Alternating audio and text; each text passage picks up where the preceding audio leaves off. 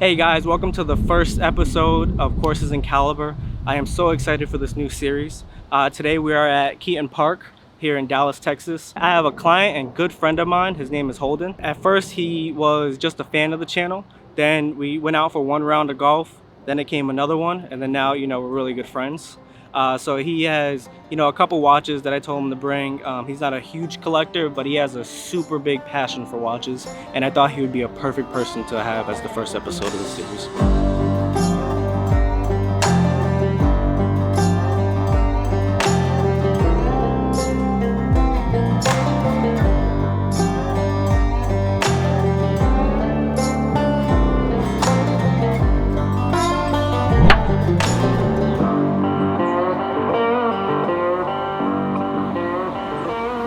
A lot today. I have two cars, this car and a 1999 Miata. They're both two-seaters, and I realized getting golf clubs in and out is kind of tough. We made it happen, so Porsche by design did really well. I think I need a four-door car. So every time I go golfing, I typically take the Miata and I put it as like a passenger. Look at this, it barely fits. I mean, the good thing is it does fit. See, it's a hassle. I'm afraid to break my clubs. Barely fits. Now there's grass everywhere in the seats. You doing well today? I'm doing fantastic, man. I'm actually not looking forward to this. I love golf. I play it probably every other week, but my golf swing looks like a folded lawn chair. It's a combination of, for those who know golf, it's a combination of Jim Furyk and Matt Wolff.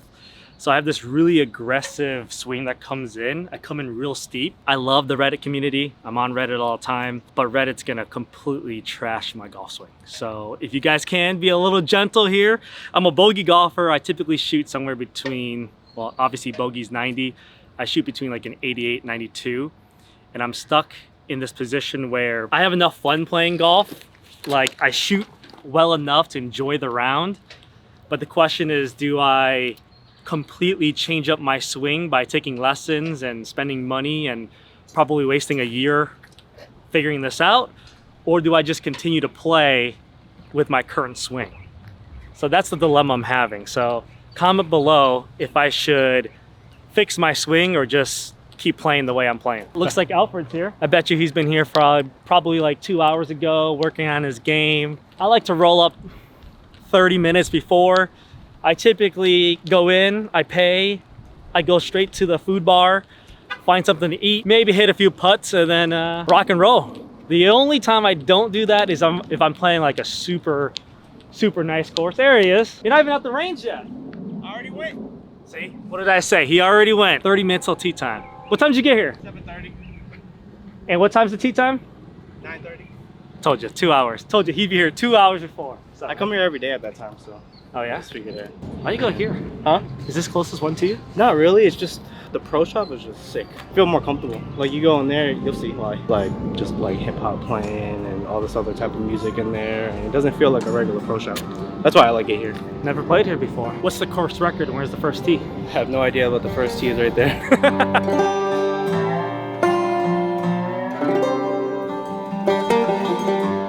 First thing you do is get a golf cart. You know why? Take a look at the number on my golf bag, or the golf cart. You know what's symbolic about that?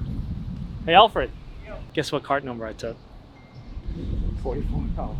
Lewis Hamilton, Formula 1, 44. All right, Alfred, what's in your bag? A few different things. I'm a TaylorMade guy, so I have a bunch of TaylorMade stuff. I'll start off with the driver. So I have the Sim 2 driver. They have one more new one now. It's the Stealth to match my irons. I'm still learning too, so I don't know exactly what else I need. So I'm still trying to figure that stuff out. I have a 5 hybrid, another Sim 2. And then, like I said, the Stealth, TaylorMade Stealth irons. Really good irons. Great client of mine gave them to me. Basically, he talks a lot of shit. So he basically gave them to me to get better. He was just being funny. But they're great. They're fucking amazing clubs. I swear they added like 15 yards onto my swing, which was nice. And then the putter, ping putter, the answer. Oh, you bought that the first time I ever played with you. Yeah. A dude shows up to the golf course with some putter, which probably the one club that you can play whatever brand because it's just all feel. Goes in there, it's like, oh, what's a good putter? Just buys one right off the rack at the golf course. I think that's when Marco actually broke my driver. We golfed with Marco once. Never again. He got through maybe 4 holes, a difficult 4 holes, then just quit and just sat in the golf cart after he broke his driver. So he was up on the tee box, kind of like this. I look at, who did I look at? Did I look at you, Jimmy? I think it was me. I said, I looked at Jimmy. I said, I bet you he breaks my driver right now. And then Marco goes, no the f I won't. And then he swings it and just snaps the head right off of the shaft. It was funny. Well, what's in my bag? I am rocking a brand that most people probably don't know. It's Adele. David Adele is known for Bryson DeChambeau. David Adele is down in Austin, so I went down and got fitted by him directly. So these are all single length irons. So when I'm swinging a graphite shaft, it's not because I'm weak and can't generate swing speed. It's because all my clubs are one length. Got the Vokey SM7s, and you'll see the shaft is the same as my single length, same brand. My wedges are a little bit shorter though. Then I am playing you'll see the consistency in the shaft, a Ping G400, the low spin model. And then into my woods, I'm playing these Callaway Rogues. Probably the best club in my bag, my Adele putter. This is one club I'll never get rid of. What's the current market value on that putter there, Jimmy? I bought it for $350. Current market value, probably, $5 grand, right? nah, like 200, you know. Golf clubs don't resell well, especially single length ones that are custom made for that person. So I probably spent like $3 or $4 grand on the entire set because it was a custom set. I might get $2,000 if I'm lucky. So this is my friend Holden. It's the guy I was telling you about earlier. He's the one that we're just going to be taking out for a round of golf, just, you know, chit-chatting. Instead of what's on your wrist, we've been doing what's in your bag. All right. So tell us what you got. Kind of in my bag, we've got AP2s for the irons, and then wedges, I have the SM7s. I've got the 60 and the 52 and the 56, sorry, 60, 56, 52. Hybrids, I don't really play them much, but I have XR Callaways and then a Rogue driver. So Holden's a nasty Yeah, man. left hand. Oh, you're a lefty. I wouldn't say Golfer. nasty. He's like nasty. I'm average. Like I'm a decently average. What's average? Average is like the best I ever played is like an 8 or a 9. Handicap? Wow. Yes, but right now in the current conditions, you know, the weather, it's, you know, it rained last night. I'm feeling a little sore. I soft. worked the last 6 days in a It's super row, so soft. It's like, super soft out there. It's attacking territory. So it's like probably like a 12 today. We'll go with Okay. 12. That's my goal. Dude showed up, said, "You ready to kick my butt?" And he comes out, he's like, "I shoot at 8 to 12 handicap." Come on, man. Come on, man. I haven't seen you play, Jimmy. It's not pretty. Yeah. Both of you guys are better than me. So. I'm here for moral support.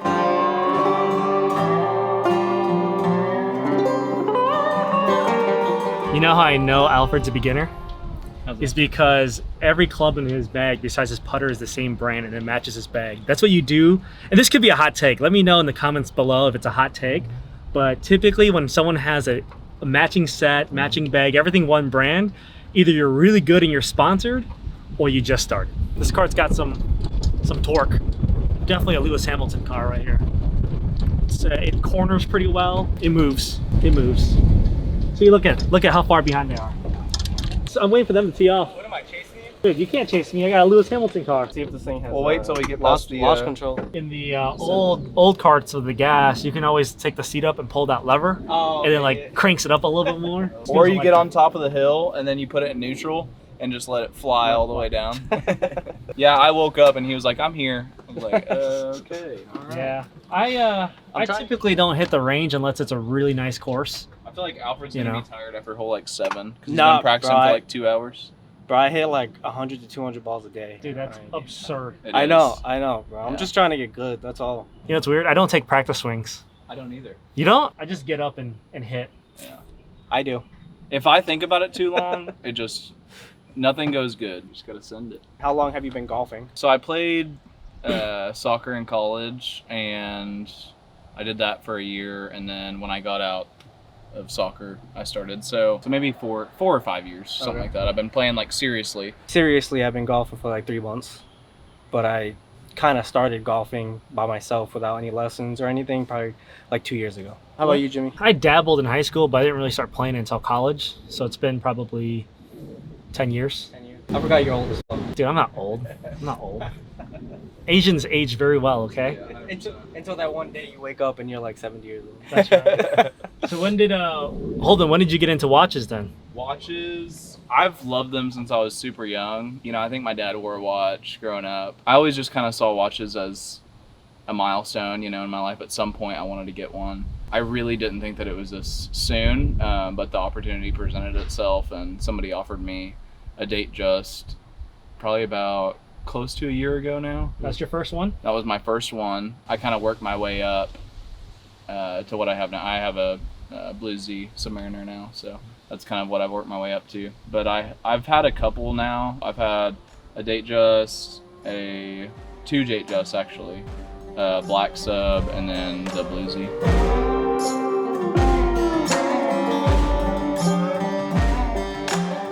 So when did you get into watches? I was kind of always into watches, but never kind of, you know, obviously what I do now. But in high school, my stepfather gave me a fake Hublot, and I thought it was just so cool because it was like, you know, open case back. It was just a big bang. Hublot at that time was like the watch. Like that's what all the rappers wore. That's what all the celebrities wore. It was just that 44 millimeter just on somebody's wrist.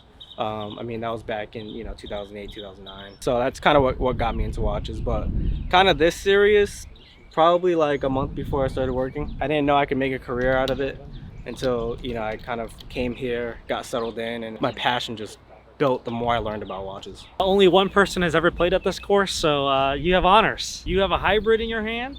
Yeah, I'm not. Makes me nervous having a 3-wood in my hand. I'm not too confident with my driver yet. Here's this little game I play. It's called Finding a T, because I have T's, but I need a broken T. So this is it right here. He's going straight off the deck. Look at that. Make sure you make the shot tracer show that it actually went to the fairway. Yeah, every time. Every time. Yeah, that guy plays. You know why he's a gamer? He's got that Peter Millard gear on. That's why right, he's baby. a gamer. Hey, you look good today. Thanks, man. I appreciate it. All right, Reddit. Hey, that works. His swing is crazy, but he's always straight. You see that swing? Yeah. It's wild. But it's down the middle, man. And that's no warm-up. That's no practice. I remember the first time I played with Jimmy and Hey, I all seen I'm that saying and I was is just we're the only like ones blown away. You know how I know Alfred is also a new golfer? Because there is no way he should be playing from the blues, but the first thing you do is, let's play from the blues. He should be playing the whites. Let's see, I got into watches honestly not that long ago. I got into watches in 2019. I actually made an investment, got really lucky. One of my coworkers, when I worked in finance, was really big into watches. He had APs, Rolex, Panerais, and so he kept bringing watches in at work, and I figured I'd treat myself, and so my first watch was a Panerai 1392, which I have a really soft spot for Panerai. I love Panerai. It's arguably my favorite brand outside of Rolex. I've only gotten in the watch game maybe 4 years ago. I'm actually more interested in building the business, so that's how I joined Grand Caliber, and prior watch businesses is more so with the passion for growing businesses rather than watches. But don't get me wrong, I enjoy watches. It's just it's not the first calling. So look at this, Matt. Take a look. My ball, it's dead middle of the fairway. Okay, you see that? And then look at where Alfred is, behind a tree. He's playing from the blues. Come on, man. All right, so we got two types of golfers, right? We got Alfred, who's brand new, behind the tree, or he was behind the tree. Then you got Holden, who looks like he plays, but look what happened. Overshot it. You know, the guy with the funky swing, dead center of the fairway. All right, I got wind coming in, right to left, kind of a small breeze, pretty flat, good lie. I got 175 to the pin. I'm not a long hitter, so this is probably gonna be a 6-iron in. I wish that I can tell you exactly what I'm gonna do, like hit it right side of the green, let it fall down, but the reality is I'm just praying that it gets up there. I don't got anything on my wrist, but I do want to clarify something. You can golf in your Rolex. Most Rolexes are strong enough to deal with that G-force, but they are uncomfortable to golf with, so. I didn't bring a watch. I was thinking about bringing my Casio G-Shock, actually. He really does play golf in his John Mayer. If anybody was actually wondering, he really does do that. So. I did that a couple times, and then after my swing got better, I realized how uncomfortable it was, but. Wrist check, So. but not on the wrist. Yeah, right. It's probably the wrong day. How long did you have that? I've had the Submariner for about Less than a year. So like maybe 6 months. Are you actually going to enjoy that watch, or are you really looking forward to the next watch? So that was one that was like kind of my grail. Like since I was super young, I wanted the two-tone with the blue face. For some reason, that's just what kind of spoke to me. So you'll probably keep that one forever? Yeah, so that's one that like I'll never let go. Yeah, for sure. The first time I approached my AD, I kind of talked about that watch, wanting that watch. And I felt like the first conversation that we had wasn't exactly where I expected, or, you know, it wasn't a great one. They saw a 24-year-old kid walking into the Rolex store asking for, you know, a Submariner. I was pretty persistent. Every single month I'd go up there and introduce myself again, make sure that they knew who I was, what I wanted. A year and a half later of that persistency, I think they were just like, let's get this dude out of here, you know? So But it took you a year and a half. yeah, a year and a half. Wow. You know, it wasn't the worst thing because it's a big investment and it gave me time to kind of save up to where it wasn't that big of a deal when, you know, when it was presented to me. Here's a problem I see, right? It took you a year and a half to get that watch, right? So you know how long the process is. Well, now that you get to enjoy this watch and you're going to keep this watch forever, right? Have you started talking to them about your next watch? Because you know it's going to take a year and a half or plus. So like, where's the fine line where it's like they just gave you one and you can't be like, oh, I want another one. But at the same time, it's like you're trying to get your spot in the queue because it could take another year and a half. I think they just need to see your passion, and I think they're looking for a certain person, you know. I'm a local business owner, and so that helps a lot. They know that I'm going to be around there for, you know, a long time, and they do business, you know, with my business. So it's kind of cool. You never expected that Rolex would be paying you for anything, and I can say that Rolex pays me for my goods. So it's pretty awesome. But what do you do? I own an Italian restaurant. So yeah, in Roanoke. We gotta get a team meeting out there. Yeah, man. dude. I've been trying to go there for. We'll take the whole team out. Yeah, that'd be awesome. Y'all can come anytime. It's on me. I see one ball in the green. I know that's mine. Where you at, Alfred? I'm right there. My drive was too long. I got underneath all those trees and I just punched it out. So this is where I'm at. I've got like 65 yards. Take your medicine, bro.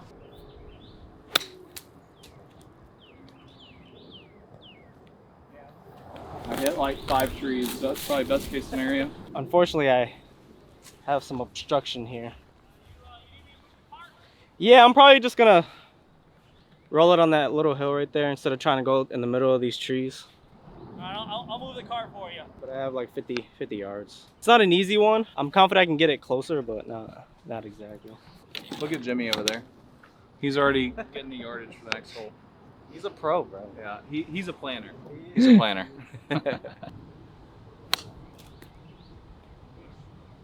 I'll take that. I'll take that all day. It rained this morning, so I think the greens are pretty wet. I think I got to give it a really good roll up there. I think the greens are pretty slow. I see a little bit of right to left. Nice big hill here. They want me to 3-putt.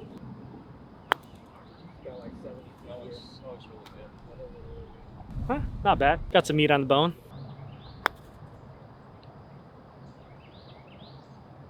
Putter from the rough? That's right. Dude, that's I taught you well, Alfred. Usually somebody would chip it up, but I'm just gonna use the good old Texas wedge. Most people won't agree with my decision here. I just want to try it though. That's why. Is Bubba Watson your favorite golfer? Kind of. It's really like Ricky Fowler. I mean, who else wears like $1 million watch while they're playing golf? I'm just saying he gets a lot of. How much is the the new one Yeah, how much is it's like the skeleton, the white one? in pink, or just a Oh, he has a new one, but how much is the white one? like 500? Okay. Yeah, it's around 500,000. Yeah, I think that's why he appeals to you, because everybody like wears Rolex generally, but a $500,000 watch while somebody's playing golf is a little ridiculous. He's the one that actually wears it while he plays. That's a big difference. Yeah, but yeah. I think he just came out with the brand new one, the pink one, right? The 38. RM38. Yeah, it's basically the Bubba Watson, but it's a tourbillon. What's the price on that? I think retail's like 700 grand, somewhere around there. That watch probably over $1 million, I would assume. Yeah, they only made 50 of them, so. Yeah, if I had to take an RM, it'd be the white Bubba Watson. Yeah. I had that watch on for like a month, and I love that watch. Why is Bubba the only one that wears a watch when he plays? Well, the RMs are super comfortable for one, and they're super light. You can wear a watch while you golf, like I used to before I started being a little bit more serious, but it's very uncomfortable if you have like a big block of metal on your wrist. So easy thing with Bubba is that watch is basically ceramic. So it's the new one's NTPT, but the actual 55 is a ceramic watch. Yeah. So it's like stupid light. You don't even know it's there. Golf is such a mental thing. So I don't like wearing anything on my wrist because as soon as I hit a bad shot, it's like, this thing on my hand. Or wrist. Yeah, same thing. I have a class ring. I don't wear that either. So no class ring, no watch. The golf game is all about keeping it as simple as you possibly can, right? So for me, it's like any variable that I can take out of it, then, you know, I'm going to do it. Dang it! I thought it was going to break. Nice. Oh, that's a good line. Nice. Ooh, nice putt. A par 3. Kip, closest to the pin? Let's do it. Let's go. Closest to the pin for a richer meal. Yeah. I can't afford that, but how about for $5? Back to tee hunting, par 3. To qualify, someone actually has to be on the green. Yes, Right. it only counts if one person's on the green. Correct. What'd you get last hole? So I got 6, so I doubled on that hole. All right, I'm playing my bogey golf, baby. I've watched almost every single episode. Yeah, ever created since like the very first one. It's hard to find like the younger generation doing anything in watches, and for me, like, to see all of you guys, you were super young, you know, you guys are go-getters, you're, you know, trying to be as successful as you can possibly be, push the limits, you know, and you guys have that grit and determination that really separates you guys from, you know, everybody else out there. You're young and, you know, you're hungry, and that's how I am, so that's why I love to watch it. Welcome to the weakest part of my game, chipping. That's where the money is. Hey, there's no kip. No one made it. Nice. I don't owe anyone any money.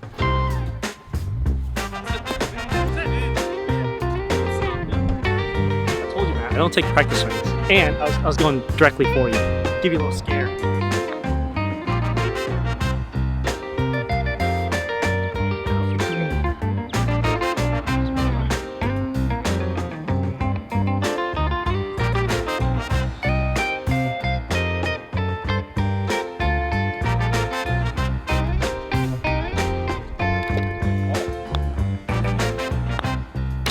Two holes in and my putter has really let me down today, which is funny because I said it's my favorite club, literally before we teed off.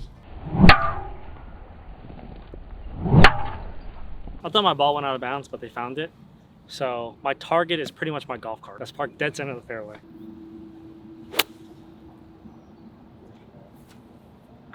Dude, that was perfect. I forgot my rangefinder at the tee. It's a $500 toy. That's how you know Alfred's new at golf.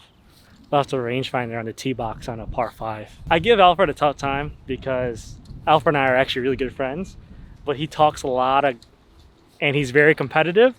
And so I'm gonna dish it back to him as much as he dishes it out. When it comes to golf, no mercy. Dang it.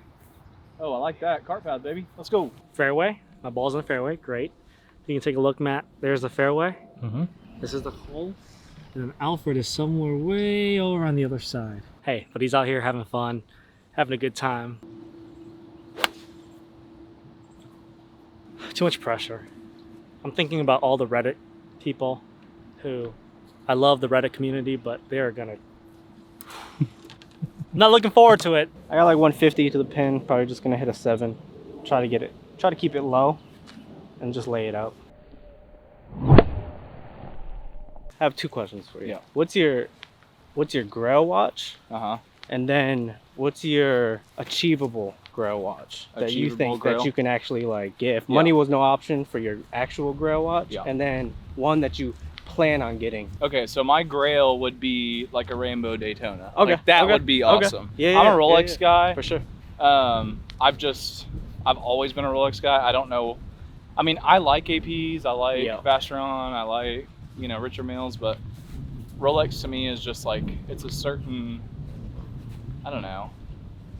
Yeah, it's just got that feeling. Yeah, it's just I like, remember there's something about it. You remember your first Rolex? Yeah, 100%. You know, you remember it how didn't you even felt. matter. Yeah, Yeah. it didn't matter what it was. It was just that Yeah, logo yeah. that like really, really mattered to Like me. I remember the first time I actually bought my first personal Rolex Yep. and seeing it on my wrist, and I just felt, you feel different. It's kind of a weird feeling, but So I would say like Rainbow Daytona, which Yep. is like, that's just Grail. Out of Okay. you know, that's crazy talk. yeah. I don't think I'll ever achieve that. but I'm sure you will. I think, more realistic is either a presidential day date, right? Okay. Day date? Yeah. Presidential. Yep. Or like a Daytona, some other kind of Daytona. It could be like a two-tone with the black face, Yep. or even with the white face. I like that one too. Okay. I like two-tone because I wear a lot of gold. Yep. So just to have the option to, not really have to worry about, the watch just being stainless. Yeah. And then wearing gold with stainless. I don't And know. it's kind of weird a to me. different look than your bluesy too. Like it's a completely different look with the black dial, and then even though it's the same, even though it's the same golds, it still looks like a completely different. It's Exactly. kind of, it doesn't have that same kind of look to it. Yeah. The next watch that I'm looking for, or I'm asking for currently, is the brother of the bluesy, the two-tone with the black face. Yep. Okay. So that's kind of my next one, and then after that, One of the I'll try Daytonas. I'll try to There push you for a Daytona. So.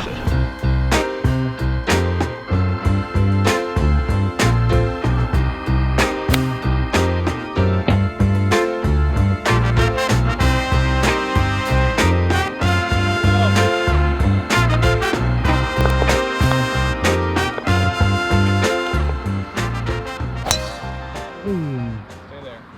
Hold. Stay there, baby. Hit a tree. Oh, no. that cart path. Oh, good kick, baby. Let's go, Jimmy. Oh! Just so you guys know what happened is Jimmy hit it probably like 250. It hit the cart path. I don't know, 10 yards to the right, and then it kicked all the way back to the middle of the fairway. Kind of funny.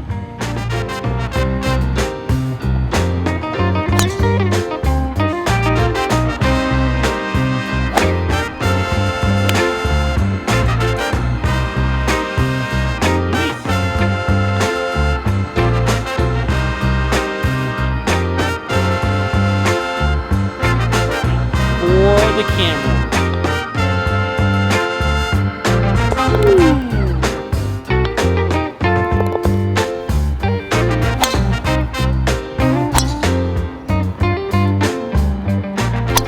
My ball pushed a little to the right off the tee box, so I'm in no man's land. I got the pin with a tree pretty much right in front of me. The safe play is to go left and just hang out in that little ravine area. I can't really draw the ball, but since this is for YouTube, I'm gonna give it a shot. I'm gonna try to hook that ball around. Is that possible, Alfred? It's possible. You definitely see the pros do it. This is an easy swing for them, but it's hard to. I don't know, man. When you get, It's not possible for someone that has like a 15 handicap. So Matt, be alert. I would go right behind me so you can kind of see with the angle that the ball's going, but also be alert because I could hit that tree and it could come right back. Nope. Oh, hit it, go. Kind of. Wow. You hit the cart path, man. That's money. It's the best I could do. So my shot's a little bit easier than Jimmy's, but I'll still find some way to mess it up.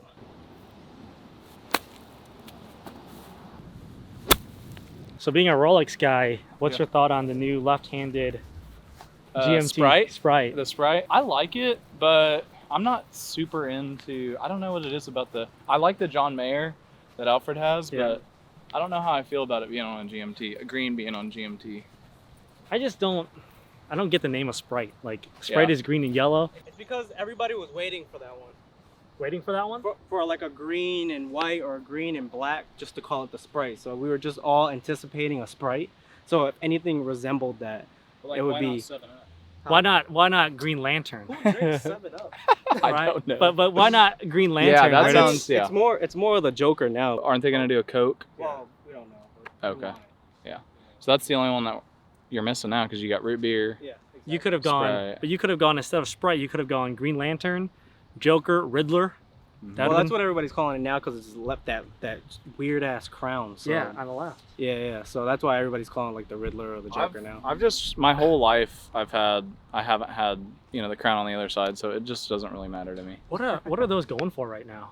50s, right? No, they're like retail's probably around 60. Retail Retail is buyer, fair not list. Yeah. List is from MSRP. an AD. Yeah, list is MSRP, and then retail is more like what a secondary customer would buy for. Retail from the AD is like 15, right? I think it's less than that. I think it's like 10. Yeah, I think it's probably like it probably matches the Pepsi or the Batman. Batman. Yeah, it's I think 10.5 or something. So like you're that. telling me that you can get 2 Pepsis for the price of 1 left-handed Sprite? Yeah. No, thank you.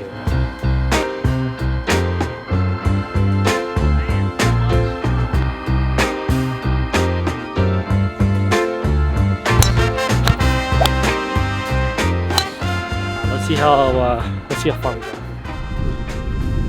Got about 228. Wind is in our face. Probably playing close to like 238. Don't have a club that can reach that outside of taking driver off the deck, which I can't do. So this is gonna get close. I'll try to swing out of my shoes to make it there. But I could also top it and go into that right there. Oh, straighter. Oh, you see that? Ran out of balls, ran out of money. You lose.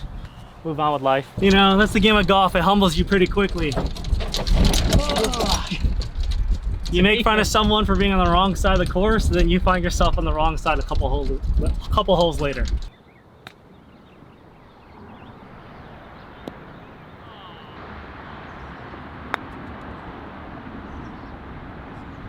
So I know you said you like Rolex, but is there anything like outside of Rolex, any particular models or even brands that you like? I think Vacheron's like one that sticks out to me. I didn't really learn about it until I started watching more content from you guys, just because I feel like there was a little transition time, like a month or two, where you guys were pushing Vacheron a little bit more than usual. What's funny about Vacheron is they've been around for a very long time, and it's so funny how people don't, you know, I think it's underappreciated, but I don't want to say people don't appreciate the brand, because they really do. Definitely doesn't get enough attention. Yeah. Because their bracelet is probably one of the most beautiful bracelets I've ever seen. They, you know, it goes hand in hand with the AP bracelet that they have too. What's the model, the blue face one? So there's the 4500, which is just the date. Okay. And then you have like the perpetual calendar, which is like the 4300. That's the one that, you know, you commonly see with like the rose gold and that beautiful blue dial, which also people say has the most beautiful dial. That blue is probably the most beautiful blue dial of all the watches. I would agree with that. I just think it's like so profound. It's such a profound blue. Yeah. You know, it's not like because I feel like a lot of blue colors in watches are like shades, you know, of blue. That is like blue. Something I wish Rolex would bring back is that flat blue. So like even on your Submariner, you know how it has that kind of sunburst. Yes. And it, you know, kind of gradient, but that flat blue that they did in like 2014, 15, probably a little bit before that. I don't know the exact years, but around that year is that not matte blue, but it was kind of exactly what it is, that flat, and just I think that looks a lot more beautiful than even the sunburst. Yeah.